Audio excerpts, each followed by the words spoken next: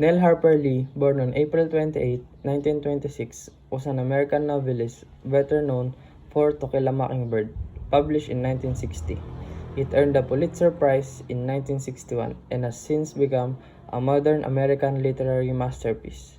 Lee has received various honorary degrees and awards, including the Presidential Medal of Freedom in 2007 for her contributions to writing. Brief introduction about the book. Harper Lee's work To Kill a Mockingbird was first published in 1960. It has been translated into over 40 languages and has sold over 40 million copies worldwide, making it one of the most widely assigned novels in American classrooms. It was awarded the Pulitzer Prize in 1961. The work was lauded for portraying a child exposure to racism and discrimination in the American South in a compassionate manner. Purpose of the book. To Kill a Mockingbird's most fundamental theme is the book's examination of human moral nature, that is, whether humans are inherently good or essentially evil.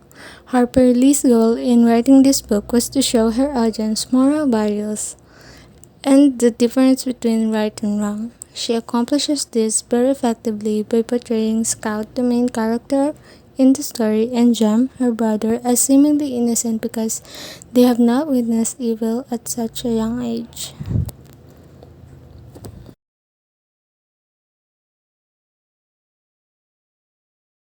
Scout Finch lives in the tranquil Alabama town of Macomb with her brother Jem and their widowed father Atticus. The Great Depression is wreaking havoc in Macomb, but Atticus is a prominent lawyer, and the Finch family is relatively well off in compared to the rest of the society. Jem and Scout befriend Dill, a youngster who has moved into their neighborhood for the summer, and the three of them play out stories together. Dill eventually develops an interest in the Radley place, a creepy house on their block. Mr. Nathan Radley owns the house, and his brother Arthur, nicknamed Boo, has stayed there for years without leaving. Scout attends school for the first time in the fall and dislikes it. She and Jem discover gifts left for them in a tree knot hole on the Radley property. The following summer, Dill returns and he, Scout, and Jem begin acting out the story of Boo Radley. Atticus puts an end to their pranks, advising the kids to try to understand life through the eyes of others before passing judgment. The three sneaks into the Radley property on Dill's last night in Macomb for the summer, where Nathan Radley shoots at them. During the subsequent escape, Jem loses his pants. He finds them patched and strung over the fence when he returns for them. Jem and Scouts discover more presents in the tree the following winter, apparently left by the mysterious Boo. Nathan Radley eventually uses cement to fill the knot hole. A fire breaks out in another neighbor's house shortly after, and while Scout is watching the fire, someone drapes a blanket over her shoulder. Jem informs Atticus about the patch pants and the presents, convinced that Boo did it. To the chagrin of Macomb's bigoted white town, Atticus undertakes to represent Tom Robinson, a black man accused of raping a white woman. Jem and Scout face harassment from other youngsters as a result of Atticus' decision, even while they enjoy Christmas at the family compound on Finch Landing, California. The Finch's black sheep leads them to the local black church where the youngsters are embraced by a friendly and close-knit congregation. Alexandra, Atticus' sister, moves in with the Finches. The following summer, Dill, who is intended to reside in another town with his new father, slips away and ends up in Macomb. When Tom Robinson's trial begins, a mob gathers to lynch him when he is taken to the local jail. The night before the trial, Atticus is confronted by the mob. He is shortly joined by Jem and the Scout, who is snuck out of the home. Scout knows one of the men and shames him into dispersing the group with her polite inquiries concerning his son.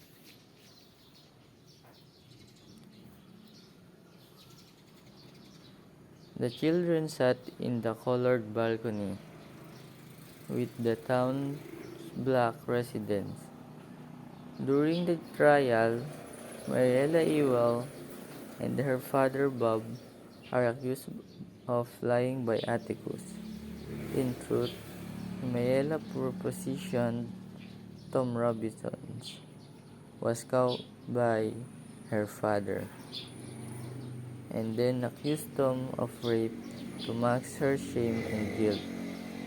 Mayella's markings on her face are from wounds inflicted by her father, who labeled her a whore and beat her after discovering her with Tom.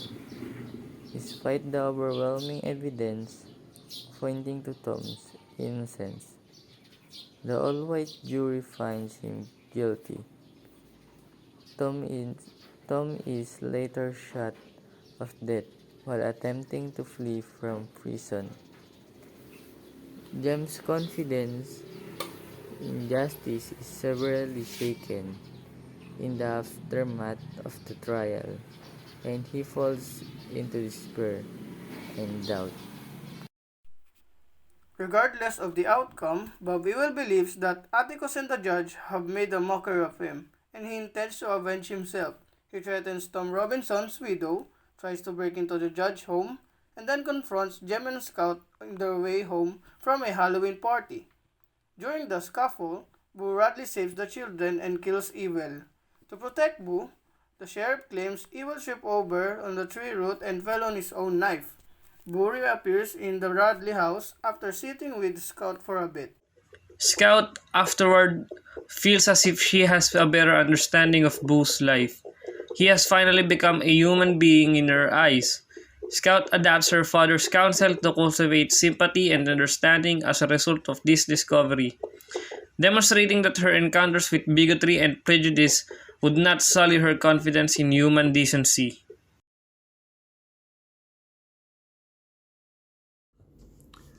Growing up is at the heart of To Kill a Mockingbird.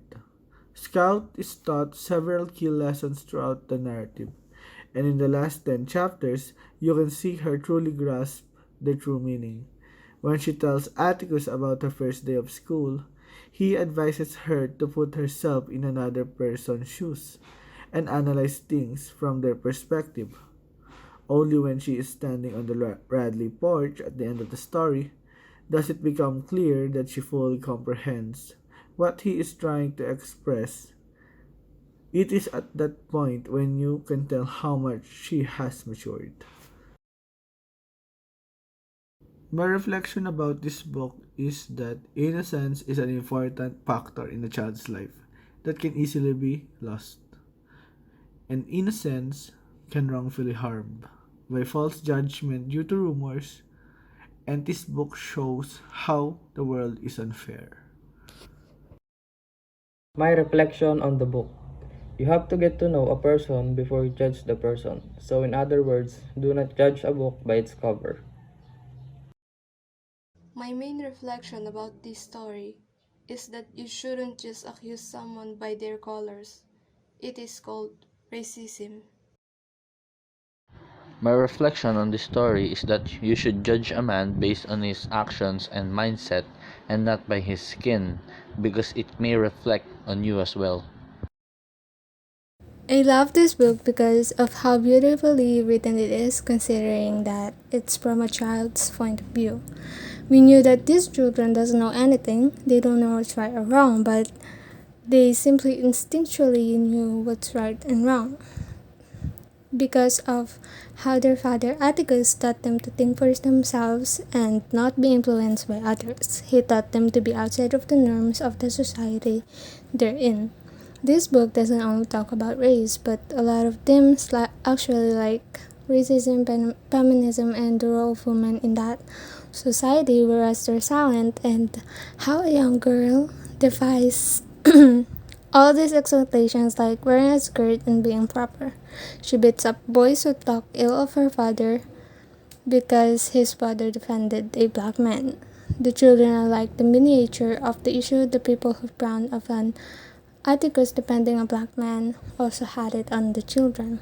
It's touching upon the passion to stand up for what is right and to not easily judge people by their appearance. And it's sad that there's an actual cases like this that black people are getting brutally treated by the cops which are white, and so there is BLM or Black Lives Matter movement, because it just happens a lot of times that a black person getting accused and killed by the cops for something that doesn't have any trial saying that they're guilty, as well as prejudice against dark-skinned people here in the Philippines mostly.